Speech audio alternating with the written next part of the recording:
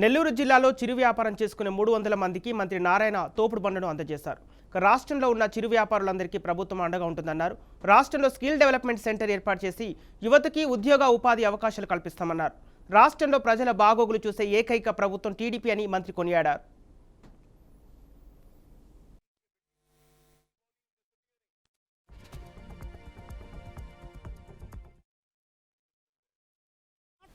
చెప్పే మంత్రి కాదు, చేతల మంత్రి.